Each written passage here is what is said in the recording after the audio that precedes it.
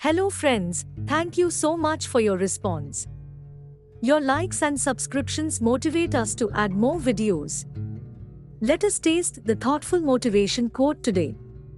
Happiness is not something ready-made. It comes from your actions. Everyone in society feels that we are battle fighting every day in our life. In our day-to-day life, we are searching for happiness. But we do not understand that happiness is lying to us, but our happiness scale changes one another.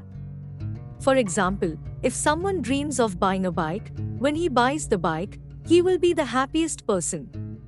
Every day he will clean the bike, and he will maintain it well and happily.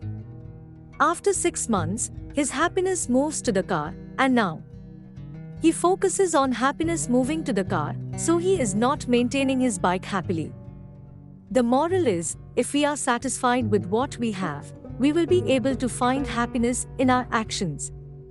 I hope you like this. Once again, thank you for your support.